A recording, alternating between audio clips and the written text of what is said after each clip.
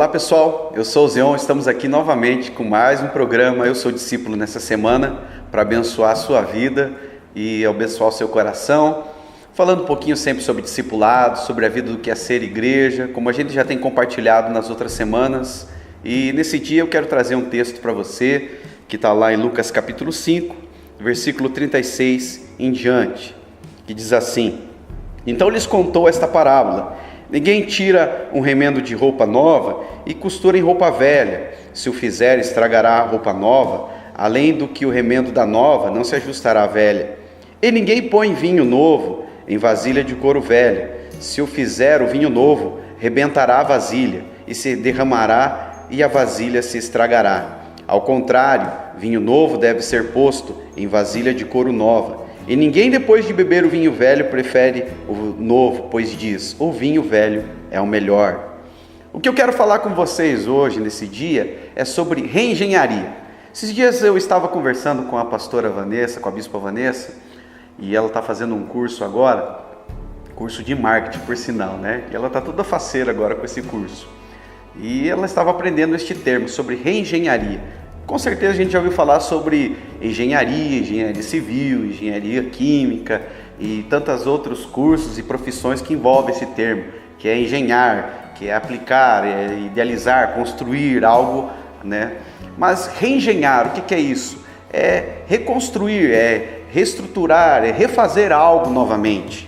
E você deve entender que a vida cristã é um processo de reengenharia. A vida de discípulo, a vida de igreja é um processo de reengenharia, ou seja, nós temos um conteúdo poderoso, algo maravilhoso, que é a presença de Deus, que é a vida de Deus em nós. Mas o que Jesus deixa claro ali? Que nós não temos como viver algo maravilhoso, algo poderoso, se nós não tivermos disposição a renovar as estruturas, como cristãos, como discípulos e como igreja. O que nós vemos às vezes é a dificuldade que as pessoas têm justamente de se ajustar, de se renovar, de se atualizar, de se reestruturar, de se reengenhar, né? Tem um livro muito bom de um autor chamado Tiago Brunet que diz assim: 12 dias para atualizar a sua vida, onde ele mostra justamente sobre essa necessidade que existe das pessoas atualizar os conceitos, a visão que ela tem de mundo, a visão que ela tem de ministério, a visão que ela tem até mesmo sobre liderança, porque muitas vezes as pessoas elas estão vivendo princípios bons em sua vida, mas muitas vezes em estratégias, em moldes que já estão defasados. Muitas vezes estamos vivendo a vida como igreja sem olhar para as necessidades que existem no mundo, sem olhar para a sociedade que nós estamos vivendo, para o mundo que nós estamos inseridos. Nós não devemos se conformar com este mundo, ou seja, adquirir a forma desse mundo, mas também nós devemos entender que não podemos ficar enrijecidos, muitas vezes formatados a moldes e a estruturas antiquadas, né? Porque muitas vezes nós estamos nos atendo a isso, a estruturas e moldes que comprometem a qualidade daquilo que estamos recebendo de Deus. Ou seja, estamos criando sistemas religiosos, que é aquilo que Jesus diz ali, né? Odres velhos ou vasilhas velhas, ou seja, remendos velhos, né? Colocando remendo novo em vestes velhas, em roupas velhas.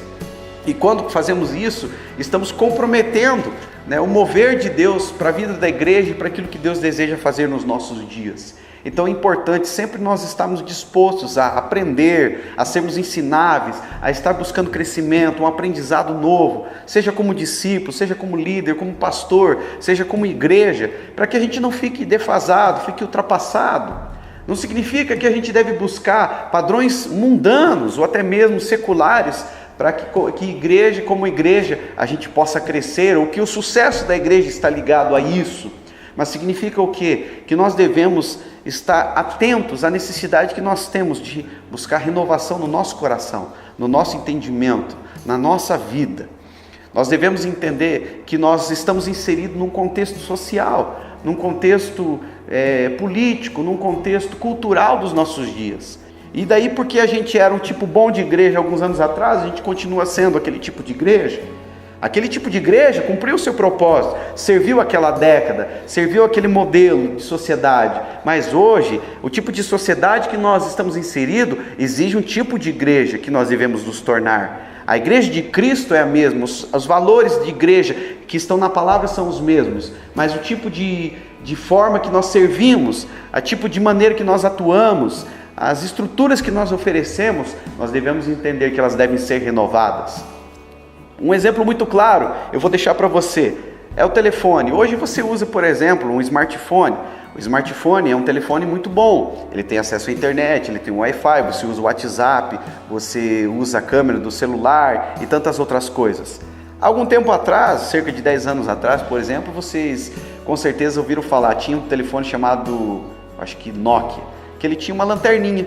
Era um telefone muito bom, durava muitos dias a bateria dele, você acendia a lanterninha para enxergar no escuro, ele enviava mensagem, recebia mensagem, fazia chamada, recebia chamada.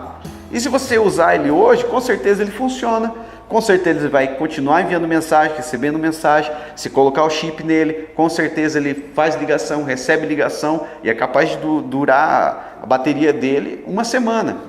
Mas por que você não usa mais esse tipo de telefone? Por quê? Porque a necessidade que você tem nos dias de hoje é de um telefone, de um smartphone que o quê?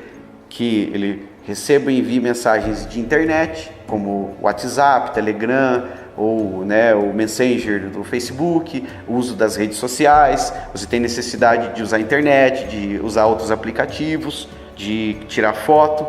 Ou seja, apesar daquele celular ser bom, ele já é ultrapassado e você tem a necessidade de um celular moderno. E o que acontece?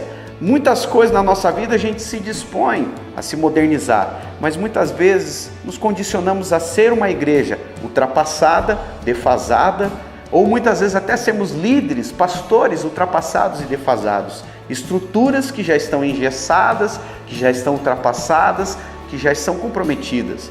Não que não tiveram seu valor, não que não tiveram a sua eficácia, não que não foram bons, mas que hoje, dentro da necessidade que temos como igreja, nesses dias, há uma necessidade de se reengenhar. Ou seja, o que o mundo de hoje, a sociedade de hoje precisa?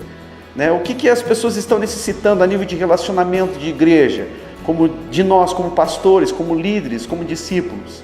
Então o desafio nosso é esse, de nos tornarmos odres novos, vasilhas novas, de sermos ajustes novos, para que então continuemos manifestando o novo de Deus a cada dia e alcancemos esse mundo com o poder do Evangelho. Essa é a nossa dica para vocês. Fica a palavrinha de hoje do nosso Eu Sou Discípulo e que Deus abençoe poderosamente a sua vida. E a dica que eu quero deixar para vocês nessa semana de livro é do livro do pastor Bill Hybels, Ocupado Demais para Deixar de Orar.